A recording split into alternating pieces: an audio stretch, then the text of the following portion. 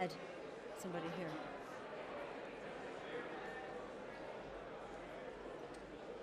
Kevin wants to come on, lawyer, Mr. Cal.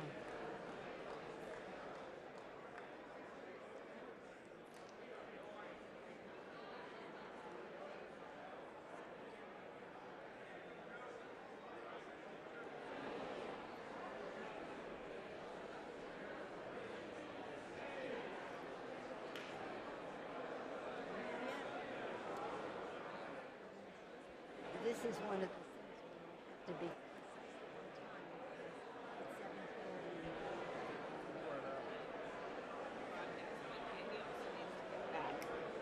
Yeah, but yes, that's definite. But 7:30 for what? For the It's on TV. It's on TV. It's usually what the president's going to play, so it doesn't interfere with their prime time. So they just want about 8 o'clock in the which we will because he's speaking in English, so we should probably not go that way. How are you? he's brief. He doesn't. No, he doesn't. He's fabulous. Just that lovely man. He's great. Those are lovely. Yeah, we just have a good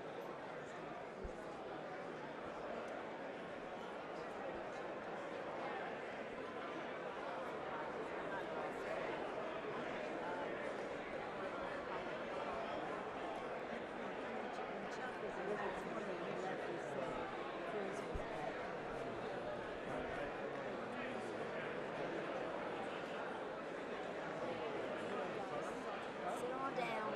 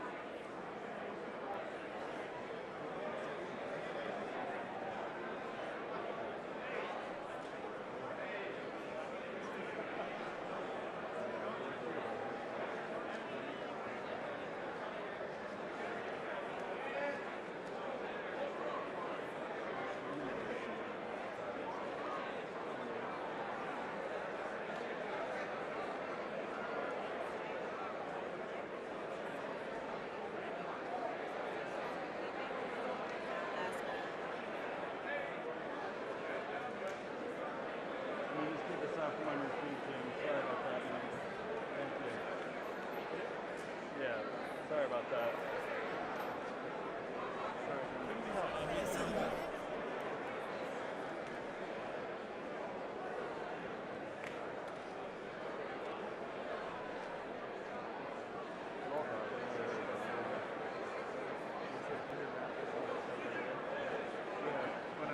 When I went through the security thing,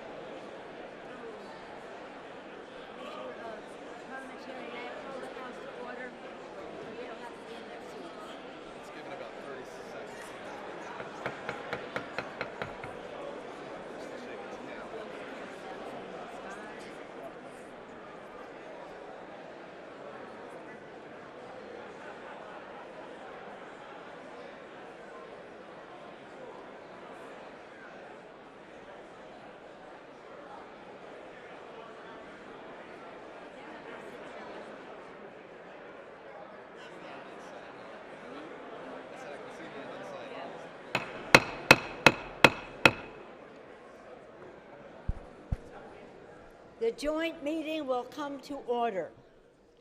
The chair appoints as members of the committee on the part of the House to escort His Excellency Volodymyr Zelenskyy, President of Ukraine, into the chamber. The gentleman from Maryland, Mr. Hoyer, the gentleman from Massachusetts, the gentlewoman from Massachusetts, Ms. Clark, the gentleman from New York, Mr. Jeffries, the gentleman from California, Mr. Aguilar, the gentleman from New York, Mr. Meeks, the gentlewoman from Ohio, Ms. Capter, the gentleman from Illinois, Mr. Quigley. The gentleman from California, Mr. McCarthy, the gentleman from California, Mr. Calvert, the gentleman from Texas, the gentlewoman from Texas, Ms. Granger, the gentleman from Atlanta, Mr. Rogers, the gentleman from Texas, Mr. McCall, the gentleman from Arkansas, Mr. Hill, the gentleman from Pennsylvania, Mr. Fitzpatrick, the gentlewoman from Indiana, Ms. Spartz. You say that now. The President of the Senate, at the direction of that body, appoints the following senators as members of the committee on the part of the Senate to escort His Excellency Volodymyr Zelenskyy, President of Ukraine, into the House chamber. The Senator from New York, Mr. Schumer. The Senator from Illinois, Mr. Durbin. The Senator from Washington, Mrs. Murray. The Senator from Michigan, Ms. Stabenow. The Senator from Minnesota, Ms. Klobuchar. The Senator from New Jersey, Mr. Menendez. The Senator from Maryland, Mr. Cardin. The Senator from Kentucky, Mr. McConnell. The Senator from South Dakota, Mr. Thune. The Senator from Iowa, Ms. Ernst. The Senator from Missouri, Mr. Blunt. The Senator from Mississippi, Mr. Wicker. The Senator from Idaho, Mr. Risch. And the Senator from Ohio, Mr. Portman. The members of the escort committee will exit the chamber through the lobby doors.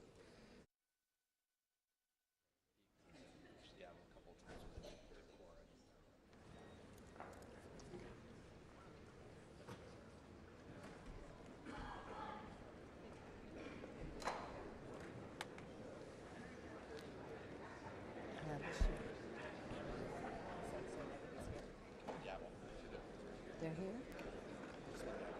They're here? Madam Speaker, the Acting Dean of the Diplomatic Corps.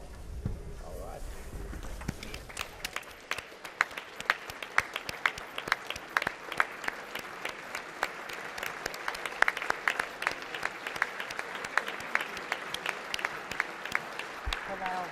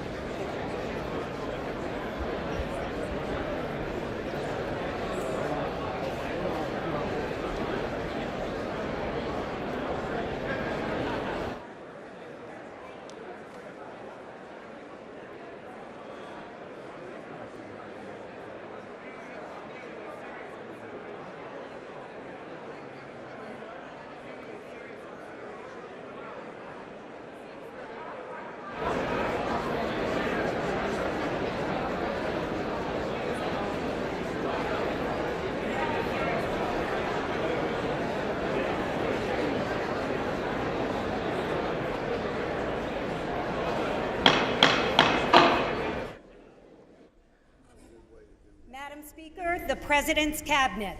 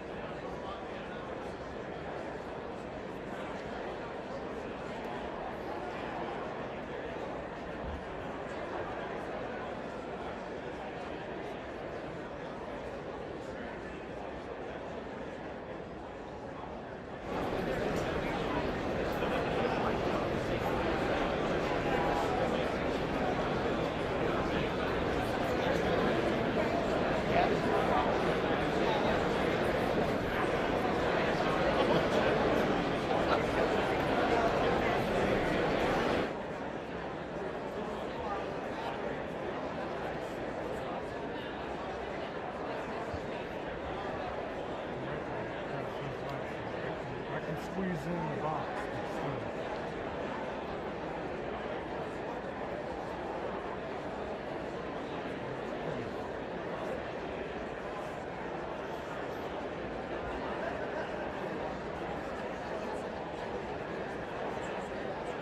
I'm gonna get some more Ukrainian boxes.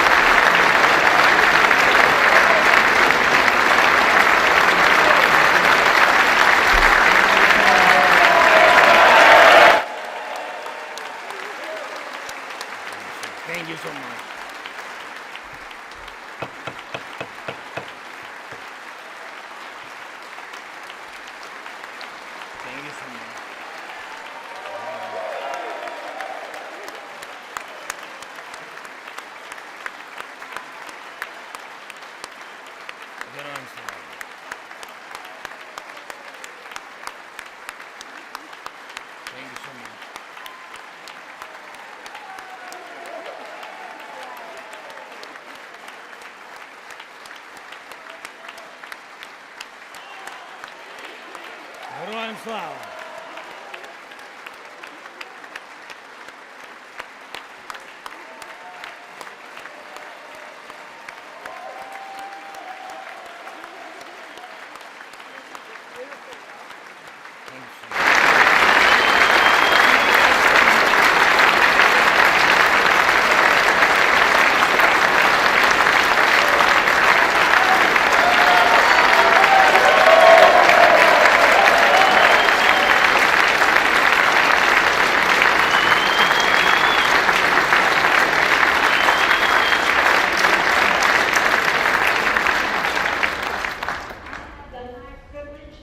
The honor of presenting to you His Excellency Volodymyr Zelenskyy, President of the Ukraine.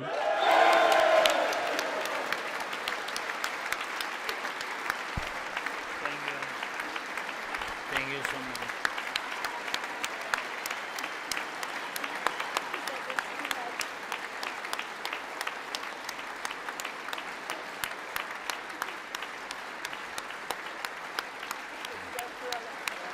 Yes.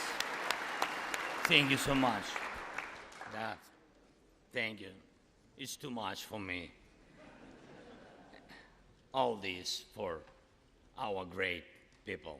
Thank you so much.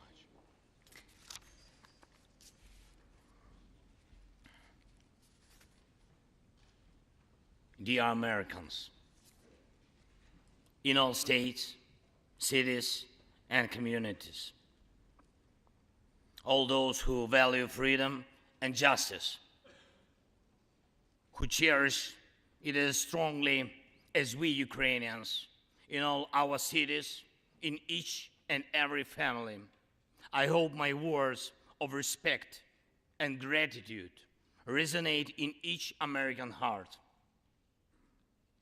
Madam Vice President, I thank you for your efforts in helping Ukraine. Madam Speaker, you bravely visited Ukraine during the full-fledged war. Thank you very much. Great honor. Thank you.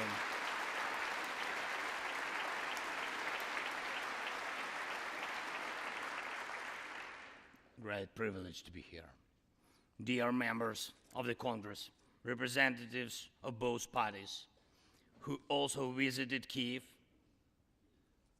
esteemed congressmen and senators from both parties who will visit Ukraine, I'm sure, in the future. Dear representatives of diaspora,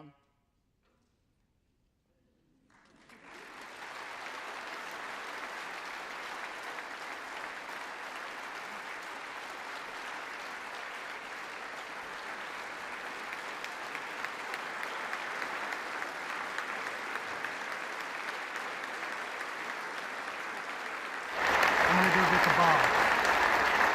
I got the box. My bad. chamber and spread across the country, dear journalists. It's a great honor for me to be at the US Congress and speak to you and all Americans. Against all odds and doom and gloom scenarios, Ukraine didn't fall. Ukraine is alive and kicking.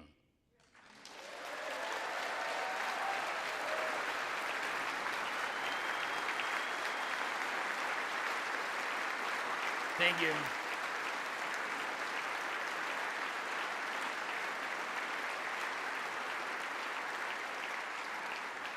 And it gives me good reason to share with you our first joint victory. We defeated Russia in the battle for minds of the world. We have no fear, nor should anyone in the world have it.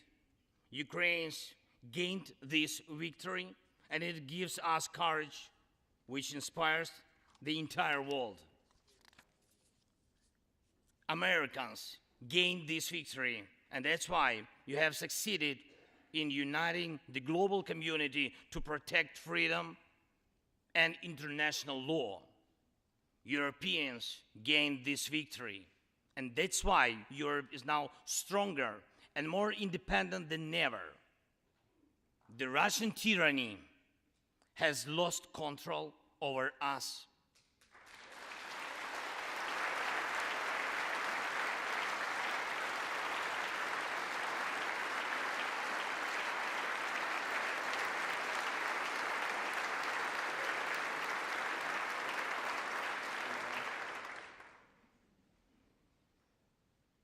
And it will never influence our minds again. Yet, we have to do whatever it takes to ensure that countries of the Global South also gain such victory. I know one more, I think, very important thing.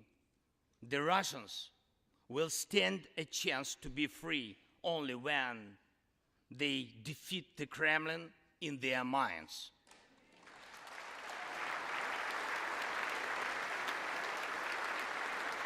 Yet, the battle continues, and we have to defeat the Kremlin on the battlefield. Yes, this battle is not only for the territory, for this or another part of Europe. The battle is not only for life, freedom, and security of Ukrainians or any other nation which Russia attempts to conquer. This struggle will define in what world our children and grandchildren will live, and then their children and grandchildren. It will define whether it will be a democracy of Ukrainians and for Americans for all. This battle cannot be frozen or postponed. It cannot be ignored, hoping that the ocean or something else will provide a protection. From the United States to China, from Europe to Latin America, and from Africa to Australia, the world is too interconnected and interdependent to allow someone to stay aside and at the same time to feel safe when such a battle continues. Our two nations are allies in this battle. And next year will be a turning point. I know it, the point when Ukrainian courage and American resolve must guarantee the future of our common freedom, the freedom of people who stand for their values.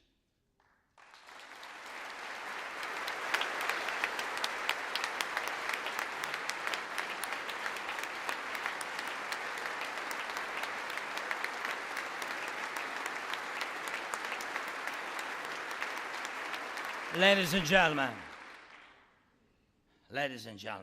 Americans, yesterday before coming here to Washington, D.C., I was at the front line in our Bakhmut, in our stronghold in the east of Ukraine, in the Donbas. The Russian military and mercenaries have been attacking Bakhmut non-stop since May. They have been attacking it day and night, but Bakhmut stands.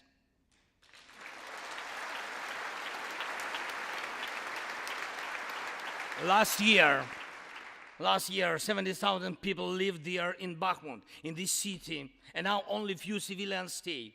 Every inch of that land is soaked in blood. Roaring guns sound every hour. Trenches in the Donbas change hands several times a day in fierce combat and even hand fighting. But the Ukrainian Donbas stands.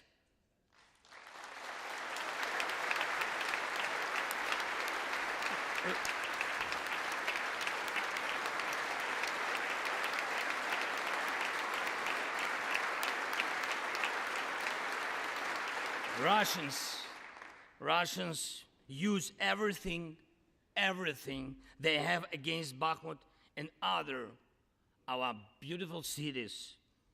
The occupiers have a significant advantage in artillery. They have an advantage in ammunition. They have much more missiles and planes than we ever had. And it's true, but our defense forces stand.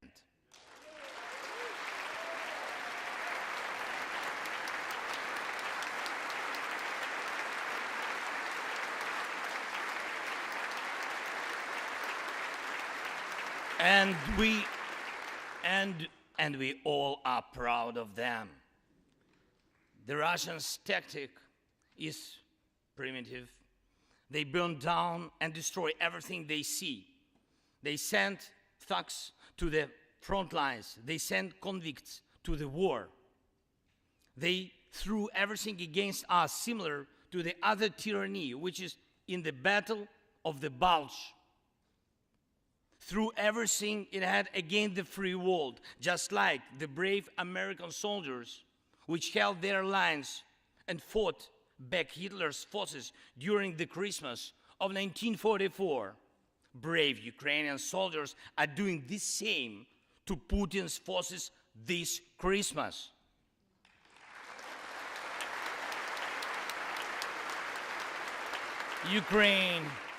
Ukraine holds its lines and will never surrender.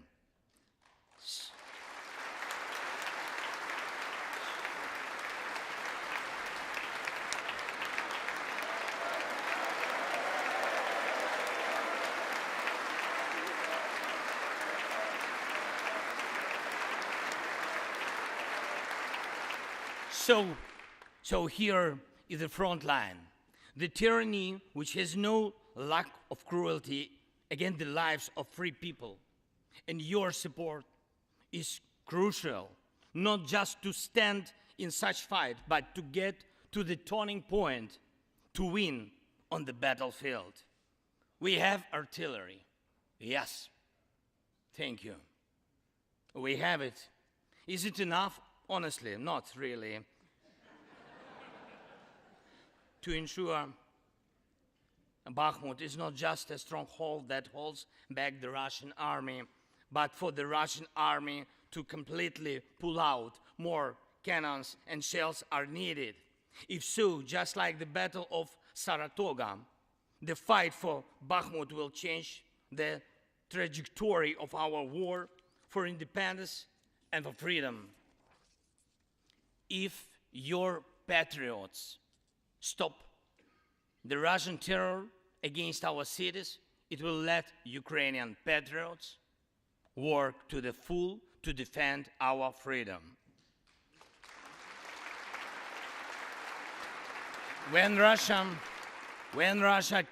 cannot reach our cities, but its artillery, it tries to destroy them with missile attacks. More than that, Russia found an ally in this genocidal policy, Iran.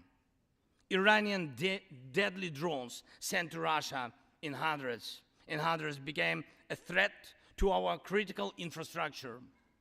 That is how one terrorist has found the other. It is just a matter of time when they will strike against your other allies. If we do not stop them now, we must do it.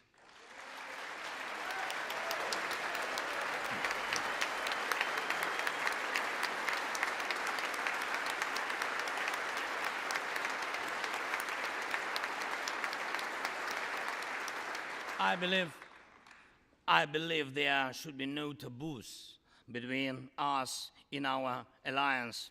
Ukraine never asked the American soldiers to fight on our land instead of us. I assure you that Ukrainian soldiers can perfectly operate American tanks and planes themselves.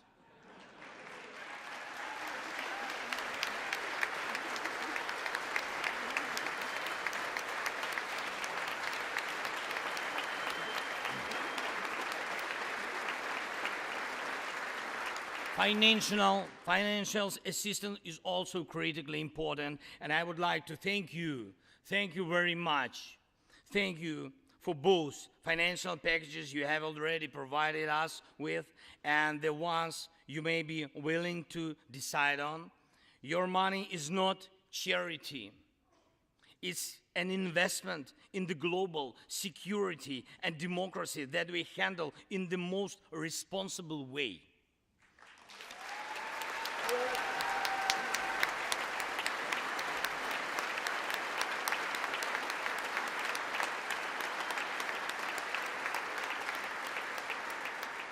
Russia could stop its aggression, really, if it wanted to, but you can speed up our victory. I know it. And it will prove to any potential aggressor that no one can succeed in breaking national borders, no one committing atrocities and reigning over people against their will. It would be naive to wait for steps towards peace from Russia, which enjoys being a terrorist state. Russians are still poisoned by the Kremlin. The restoration of international legal order is our joint task. We need peace. Yes, Ukraine has already offered proposals, which I just discussed with President Biden, our peace formula, 10 points which should and must be implemented for our joint security, guaranteed for decades ahead, and the summit which can be held. I'm glad to stress that President Biden supported our peace initiative today. Each of you, ladies and gentlemen, can assist in the implementation to ensure that America's leadership remains solid, bicameral, and bipartisan. Thank you.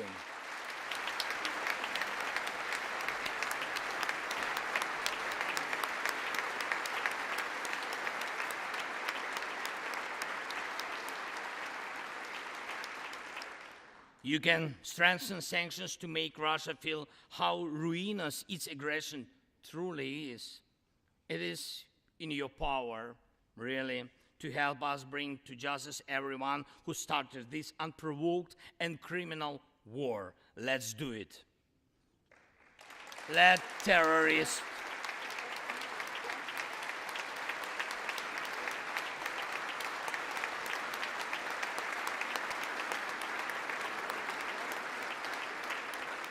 let the terrorist state be held responsible for its terror and aggression and compensate all losses done by this war. Let the world see that the United States are here.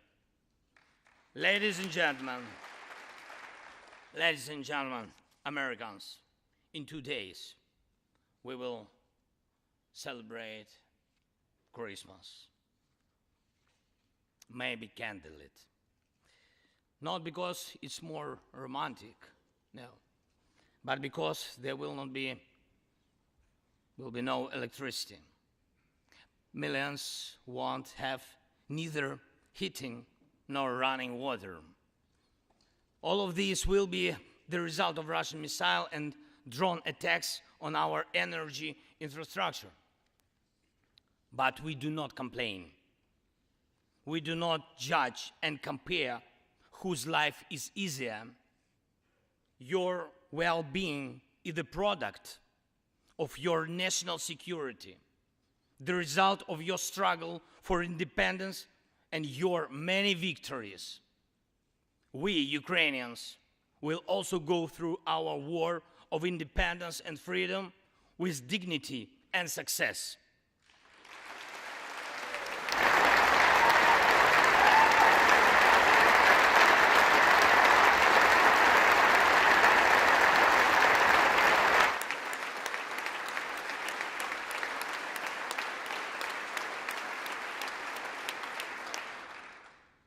We'll celebrate Christmas. Celebrate Christmas, and even if there is no electricity, the light of our faith in ourselves will not be put out. If Russian missiles attack us, we'll do our best to protect ourselves.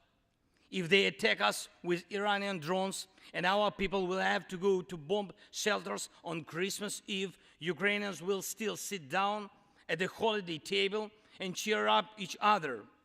And we don't have to know everyone's wish, as we know that all of us, millions of Ukrainians, wish the same: victory. Only victory.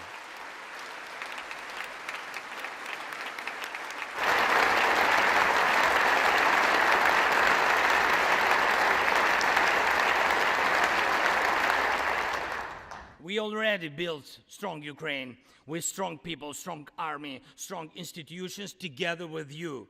We developed strong security guarantees for our country and for entire Europe and the world together with you. And also together with you, we'll put in place everyone who will defy freedom. Put in. This will be the basis to protect democracy in Europe and the world over. Now, on the special Christmas time, I want to thank you, all of you. I thank every American family which cherishes the warmth of its home and wishes the same warmth to other people. I thank President Biden and both parties at the Senate and the House for your invaluable assistance.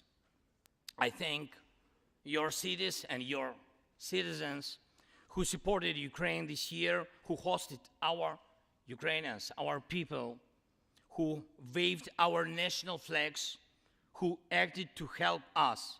Thank you all, from everyone who is now at the front line, from everyone who is evading victory. Standing here today, I recall the words of the President Franklin Delano Roosevelt, which are, I think, so good for this moment. The American people, in their righteous might, will win through to absolute victory. The Ukrainian people will win too, absolutely.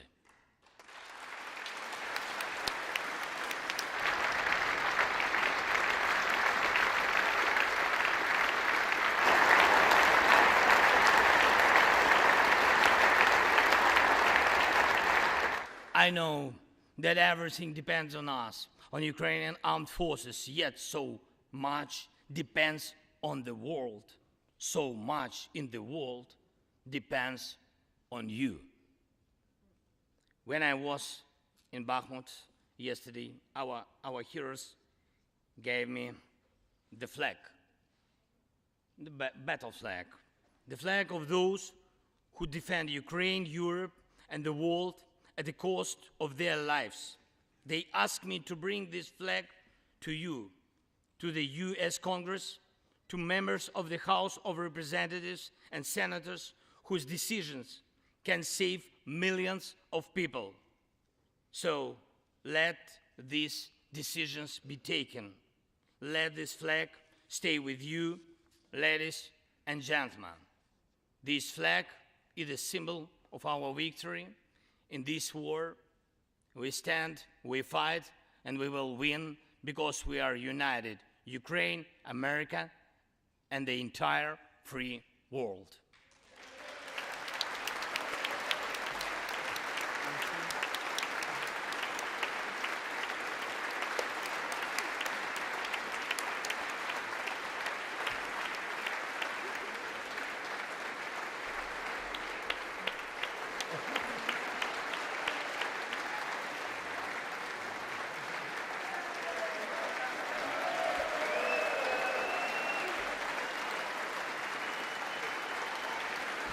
Just one thing, if I can, the last thing, thank you so much. May God protect our brave troops and citizens. May God forever bless the United States of America. Merry Christmas and happy, victorious New Year. Slava Ukraini!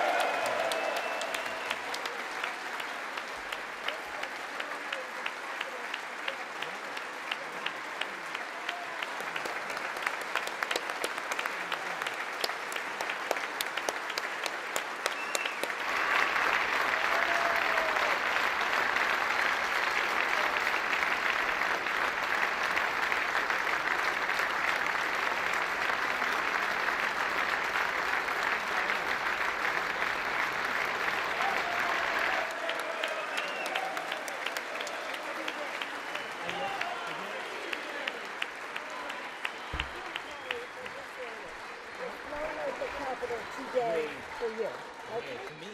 Somebody will carry it. I can hold. Okay, we'll turn around. Yes. There we go.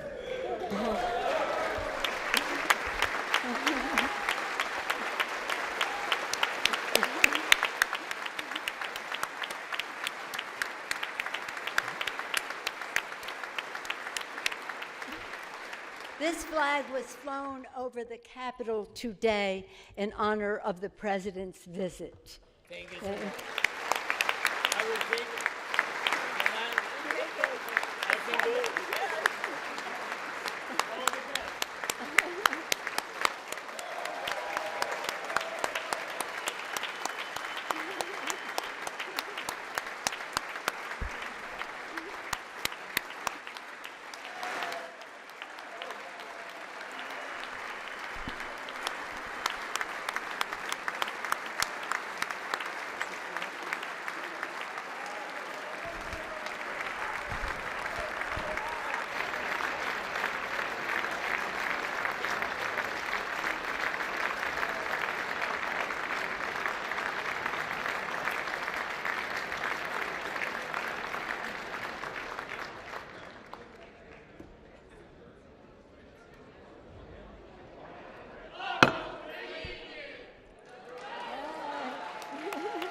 The purpose of the joint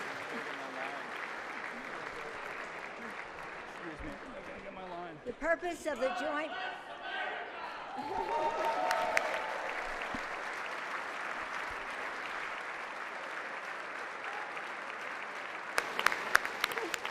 Okay, now. The purpose of the joint meeting having been completed, the chair declares the joint meeting of the two houses now dissolved. The House will continue in recess, subject to the call of the chair. Somebody just chanted go. I'm going to show this to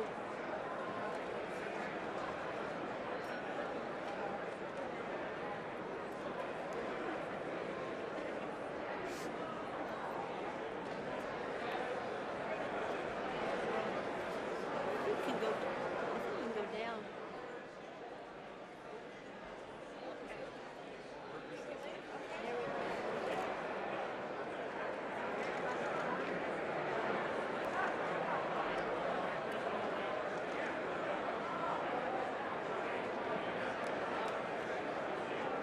the Donbass region to fight Russians